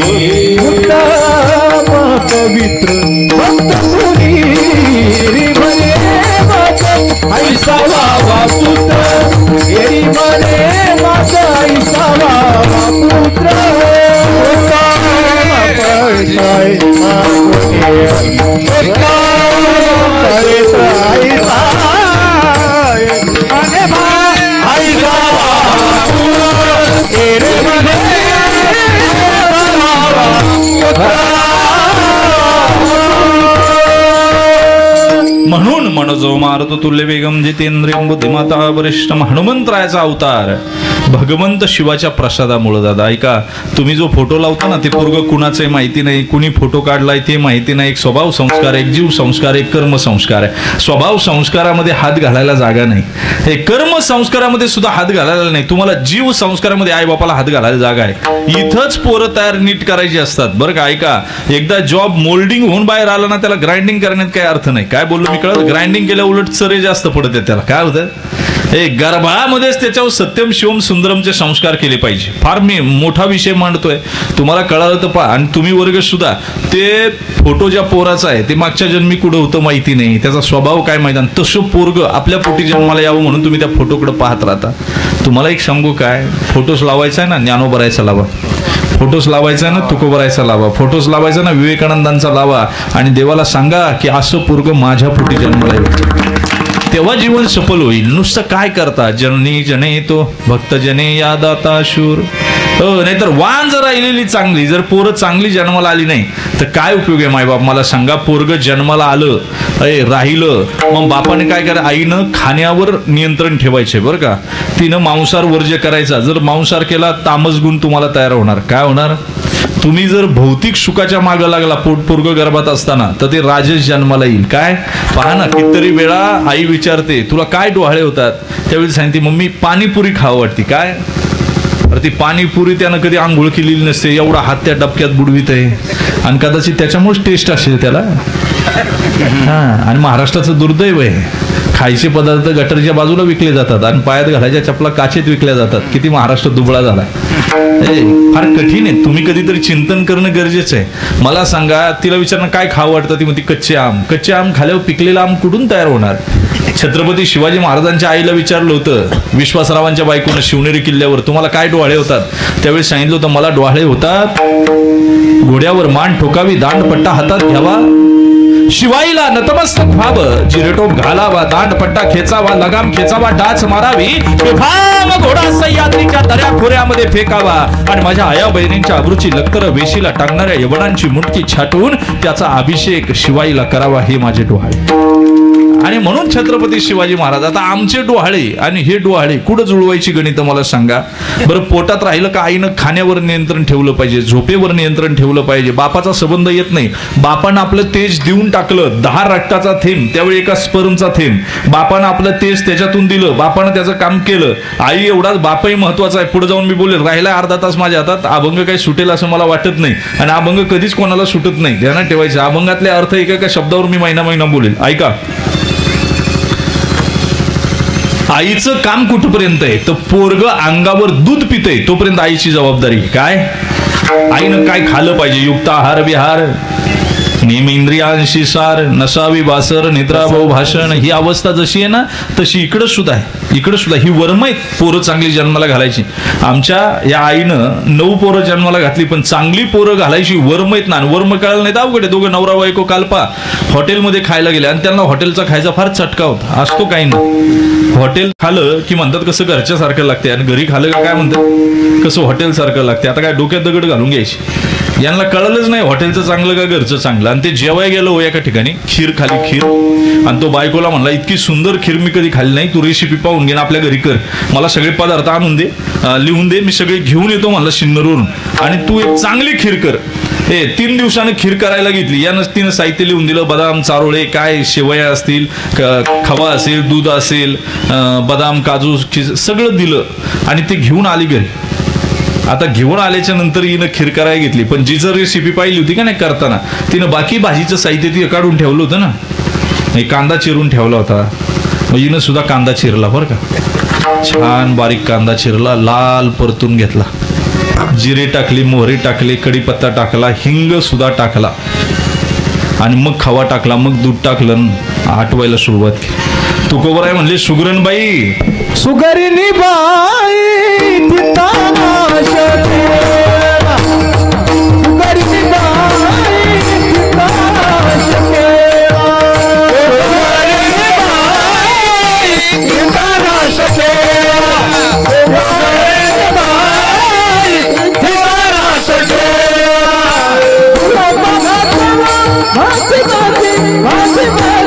माझी माती सुगरी बाई सीताराम सुगरी बाई सीताराम भाजी भाजी भाजी सुगरी बाई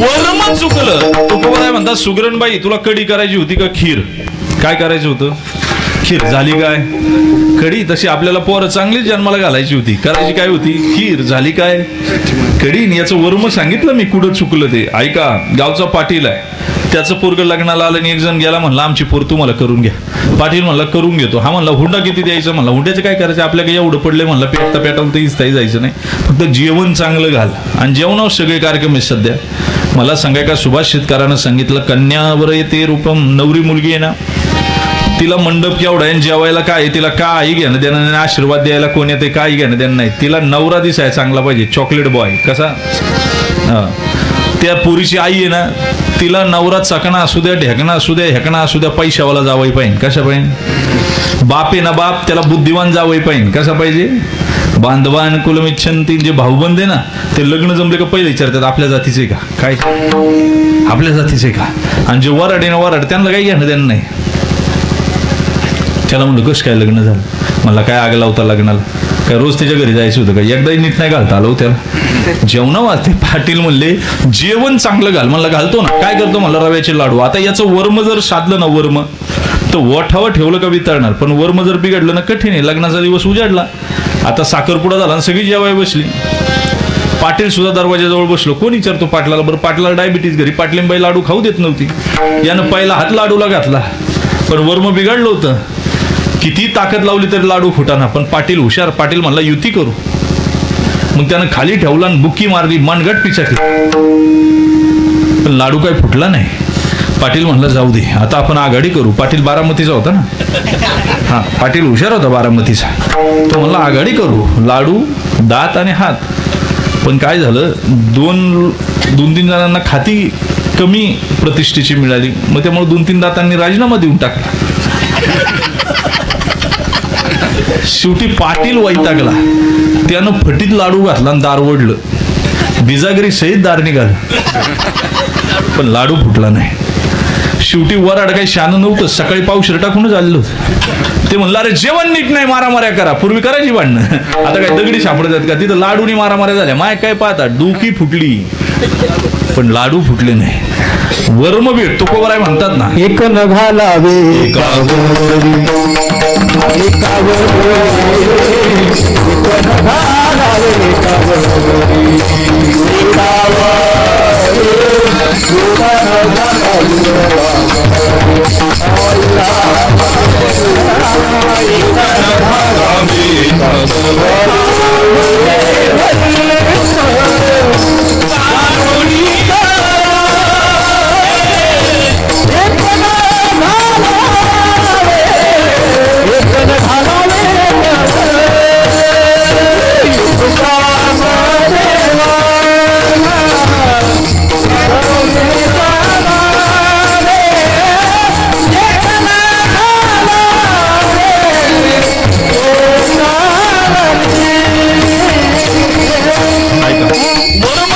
बीजारोपण झालं शुद्ध बीजापोटी फळे रसाळ गोमटी पण मायबाप एवढं सगळं झालं तर बापाचा रोल काय 9 महिने 9 दिवस आईनं गर्भामध्ये संस्कार करायचे पोरावर बरं काय का नाळा वाट तिनं अन्न पाण्याचा रस द्यायचा आहे आणि श्वासा वाट अर्धा श्वास लेकराला द्यायचा आहे काय करायचंय आणि बापानं काय करायचंय बापानं थोडंसं लांब राहायचं कारुण्य भावानं बळ लांब राहून आपल्या दृष्टीतून कारुण्य भावाचं बळ आपल्या लेकराला द्यायचे बरोबर पोरग जन्माला आलं आल्याच्या नंतर आईनं नाळ गर्भातच तोडला का बाहेर बाहेर तोडला गर्भात जर तोडला असतं तर थोडं अॅनाटॉमी शास्त्र सांगतो बायोलॉजी अॅनाटॉमी त्याच्यामध्ये असं सांगितलं जर गर्भात नाळ तुटला असता तर पोरग येडं झालं असतं नाही तर मेलं तरी असतं आईनं पहिलं काय दिलं बाहेरचं जनरेटर लावून दिलं काय केलं पहिला बाहेरचा श्वास घेऊन दिला आणि मग नाळ तोडला बरं का ऐका आता पोरग विभक्त झालं आईबाबापासून बरं का पण आता इथं काम आईचं आणि बापाचं दोघांचंही चालू होतं पुढं 2 वर्ष बापानं जोपर्यंत पोरग शरीरावर दूध पिते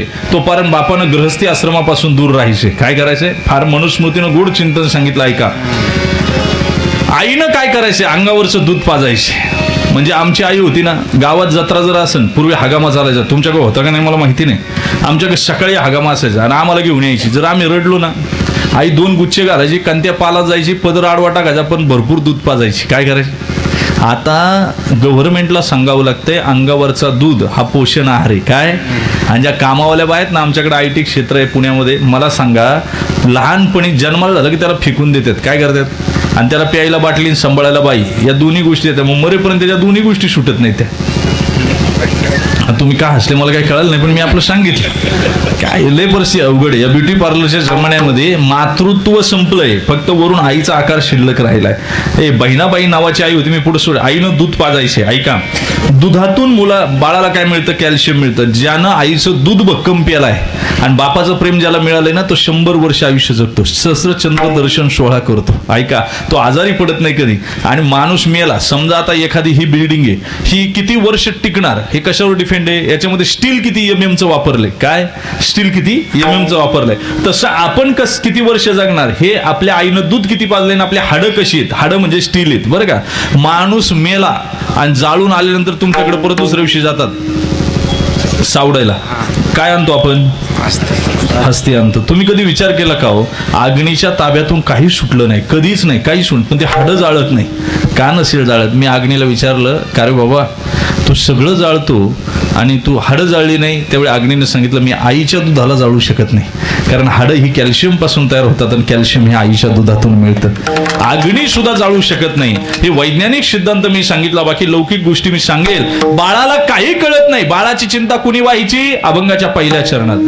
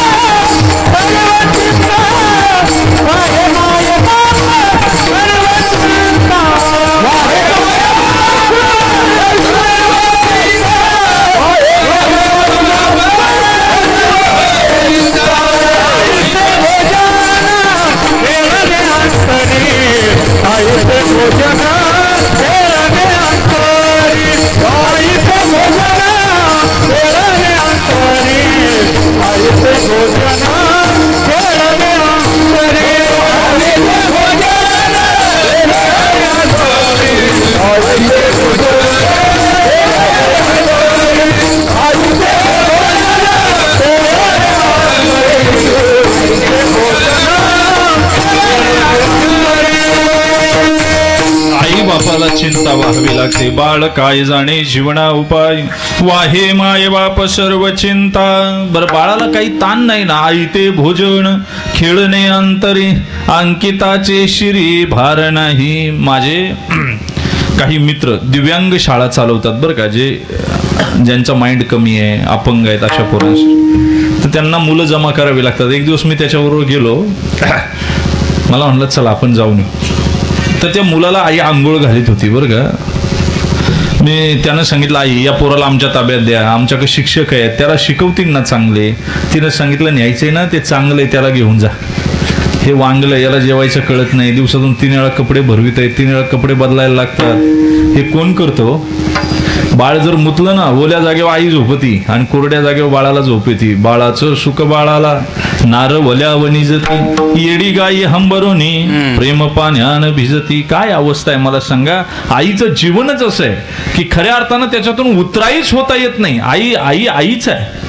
परमेश्वराला पाहता येईल ना, अलीकडे आई कळत नाही ते. म्हणून आईनं काय केलं, म्हणजे प्रकाश आमट्यांच्या पुस्तकामध्ये एक दृष्टांत फार गूढ आहे. म्हणले ज्यावेळी आम्ही गेलो त्या आनंदवनामध्ये त्यावेळी तिकडे साथीचे आजार होते आणि त्या बाईचा नवरा मेला. नंतर दोन्ही पोरं, एका पोराच्या तोंडातून फेस येतोय, दुसरं तापलंय, दोघांना कडेव घेतलंय आणि ती दवाखान्यात निघाली पायी. एक 10-15 किलोमीटर पायी जायचे. मध्यभागी आलं आणि उजव्या बाजूच्या पोरानं जीव सोडला. हो, आता धड जे जिवंत आहे त्याला दवाखान्यात पोचवायचे आणि ज्यानं जीव सोडलाय त्याला सुद्धा वाऱ्यावर टाकून देता येत नाही, कारण जंगल आहे सगळं, कोली कुत्री फाडून खाते. काय त्या आईचं जीवन झालं असेल मला सांगा. तिनं काय केलं, पोरगं ठेवलं, वरून पालापाचोळा टाकला आणि 15 किलोमीटर गेली. त्या पोराला प्रकाश आमटेंच्या ताब्यात दिलं आणि तिनं सांगितलं, डॉक्टर मी जाऊन येऊ. तिने सांगितलं, तुझं पोरगं आजारी आहे, तू कुठं चालली. तिनं सांगितलं, डॉक्टर हे तुमच्या ताब्यात दिलं, आता जगणारच आहे, पण जे मेलंय ना त्याला जर मी मूठ माती दिली नाही तर कोली कुत्री खाऊन जातील. परत माघारी आली, हातानं खड्डा खाणला, बाळाला मुठमाती दिली, वरून काड्या टाकल्या. हे कोण करू शकतो? आईच करू शकते. बाळ काय जाणे जीवना उपाय, वाहे माय बाप सर्व चिंता, आई ते भोजन खेळणे अंतरी, अंकिताचे शिरी भार नाही. आई घडवत राहते तुम्हाला. म्हणजे यशवंतराव चव्हाण आणि वसंतराव हे दोघे जण महाराष्ट्राचं राजकारण करत होते बरं का. तेव्हा विरोधी पक्षानं सभा घेतली, म्हणले यशानं वशानं महाराष्ट्राचं वाटोळ केलंय. काय म्हणले, हे यशानं आणि वशानं महाराष्ट्राचं वाटोळ केलंय. आता पत्रकार गेले यशवंतराव संध्याकाळी, म्हणले यशवंतराव तुम्हाला इथून कोणीतरी यशा म्हटलं वाईट नाही वाटलं का? म्हणले सत्ता यांची होती. ते म्हणले मी शोधितोय त्याला, पोलीस लोकांना सांगितलं त्यांना शोधा. म्हणले काय गुन्हा दाखल करणार का? नाही म्हणले गुन्हा वगैरे असं नाही, पण या महाराष्ट्रामध्ये यशा म्हणणारी फक्त माझी आई होती. कोण होती? आणि माझी आई गेल्याच्या नंतर मला यशा कोणी म्हटलं नाही. काल इथून तो यशा मला म्हटला, मला माझ्या आईची आठवण आली, म्हणून त्याचे पाय धुवायचे. काय करायचं? राजकारण किती उंचीचं असावं. मला यशवंतराव चव्हाण लहान होते ना, कृष्णा काट वाचा कधीतरी. यशवंतराव लहान होते ना, संपवायचं कीर्तन 10-15 मिनिटांमध्ये, मलाही उभं राहावं ना, एवढ्या वेदना होत आहेत पायामध्ये. ऐका, यशवंतराव लहान होते ना, घरची गरिबी होती. हो, शाळेतून आले का रेल्वे स्टेशनला उतरायचे आणि घरी जायचे. आई वाट पाहत राहायची, माझा यशवंत आज येणार आहे, माझा यशवंत आज येणार आहे. भाज्या करून ठेवायची आणि भाकरी गरम गरम करायची ठेवायची. बरं काय का, यशवंतराव 7ला जर उतरले तर घरी जातात 10:30-11 वाजायचे. पण आज यशवंत 7ला उतरला आणि 8:15ला घरी होता. आई म्हणली, यशवंत एवढ्या लवकर कसं काय आला रे बाळा? सांगितलं, आई मला शिष्यवृत्ती लागली आणि मी रिक्षा करून आलो. जवळ घेतलं, पदरानं डोकं पुसलं, मुका घेतला. बाळा आपल्याला शिष्यवृत्ती सारखी लागेल याची काही गॅरंटी नाही. तू आपला पायी येत जा. उद्या जर तुला रिक्षा सवय लागली तर पैसे आणू कुठून? तेच यशवंतराव चव्हाण मुख्यमंत्री झाले, गृहमंत्री झाले, देशाचं राजकारण पाहू लागले. आणि आई आजारी असल्याचा निरोप आला. विमानानं पुण्यात आले, हेनरी नावाचा डॉक्टर घेतला, घरी आले. नुसत्या पावलानं ओळखलं का माझा यशवंत आलाय. आणि पावलानं ओळखलं आणि डोळ्यानं काही दिसतच नव्हतं, डोळ्यातून पाणी आलं. यशवंतरावांनी हातात घेतला आणि यशवंतरावांना पहिला प्रश्न विचारला आईनं, यशवंता रिक्षाला पैसे कुठून आणले रे बाळा? यशवंतराव भिंतीकडे तोंड करून रडायला लागले. त्यावेळी डॉक्टर म्हणतो, यशवंतराव हे काय प्रकरण आहे रिक्षाचं? त्यावेळी सांगितलं, मी गरीब होतो, आम्ही एकदा रिक्षानं आलो तेव्हा आईला वाटलं की हे परवडायचं नाही. आज मी मुख्यमंत्री झालो, गृहमंत्री झालो, देशाचं राजकारण पाहतोय, पण माझ्या आईला वाटतंय माझा यशवंता गरीब आहे, माझा यशवंत अजून दुबळा आहे. म्हणून आईनं विचारलं, रिक्षाला पैसे कुठून आणले? ती आई असते, ध्यानात ठेवा. लालबहादूर शास्त्री ताशकंदला मरण पावले, तिकडे जाळलं, त्यांना आईला दाखवलंच नाही. पण आईचा फार जीव होता. एवढे लालबहादूर शास्त्री बारीक, आणि त्याला बचवा म्हणायची. आई काय म्हणायची? बचवा, माझा बचवा आहे, माझा बचवा आहे. आईला दाखवलं नाही. हो, कोणची मिरवणूक आली का पळत जायची, माझा बचवा दाखवा, माझा बचवा कुठे आहे, माझा बचवा कुठे आहे? वेळ लागून मिली ना ती आई असते. काय असते? आई असते. आई काय असते याचं चिंतन सांगत असताना तुम्हाला सांगून जाईल की आम्हाला जीवन, आमचे बाबा एक गोष्ट सांगायचे, फार काल्पनिक होती. आज ही 9 भावंड आहेत ना, यांना आईने काय असो आणि यांनी पुण्यस्मरण केलं म्हणजे तिच्यावर काही उपकार झाले असं सुद्धा नाही. तिने लय कष्ट काढले. तिने काय कष्ट काढले त्याचा अंदाज नाही. मला सांगा, पूर्वी काय सुख होती? बाळंतपण पटकन होत नव्हतं, कळा कमी यायच्या, इंजेक्शन नव्हती, 3-3 दिवस बाळंतपण चालायचं. इतकं सोपं होतं का? बैलगाडीत बसून 10 किलोमीटर न्यायचं बाळंतपणाला. त्या आईनं काय कष्ट साधे केले असतील का? काट्यातून चालली, उन्हात मळली, उन्हात तळली, तेव्हा ही 9 वर वाढवल्यात. काय झाल्यात? आणि म्हणून यांनी उपकार नाही केले. बरं, हिंदू सक्सेशन ऍक्ट असं सांगतो, हिंदू वारस कायद्यानुसार मरून गेले आणि सगळे यांच्या नाव केले. काय केले? ठीक आहे, अरे बहिणींनी मी तुम्हाला लेकीला वाढवलं. आई काय असते तुम्हाला सांगू का?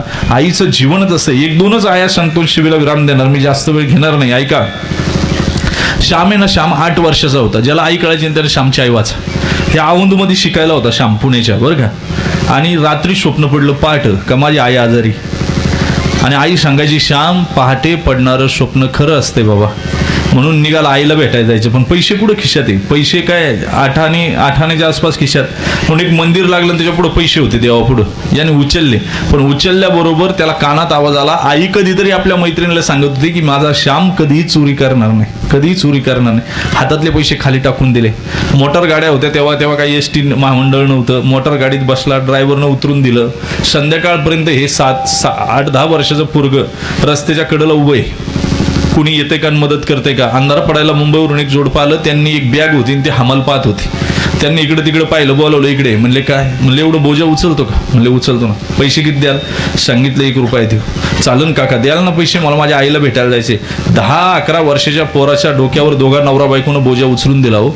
डोळ्यापुढं अंधारे आल्या, पाय लटलट कापले. घरामध्ये गेलं, हे दोघं खाली गप्पा मारतायत. वरती गेलं, भिंतीला डोकं लावलं, बोजा उचलू लागलं. आणि उतरत असताना मनगटामध्ये चमक निघाली, खाली पडली बॅग. घड्या लॉक तुटलं. आवाजानं खालचा मनुष्य वर आला. एकदा बॅगकडे पाहिलं, एकदा श्यामकडे पाहिलं. हात मागे गेला आणि ठाणकन कानामागं वाजलं.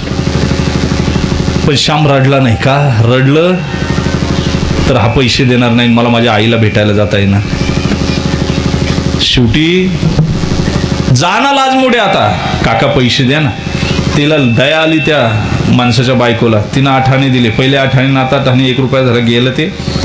गेल्याच्या नंतर गाडीत बसलं. कंडक्टरनं सांगितलं तुम्हाला जाता येणार नाही पालघरला, त्याच्या अलीकडे उतरून देईन. चालन म्हणले. पहाटे 3 वाजता पालघरच्या अलीकडे 20-25 किलोमीटर सोडलं. पोरग पळत सुटलो. मध्येच साप जायचा, मध्येच कोल्याची कोयकुई ऐकू यायची, मध्येच वारा यायचा, झेंजाडलेला वारा.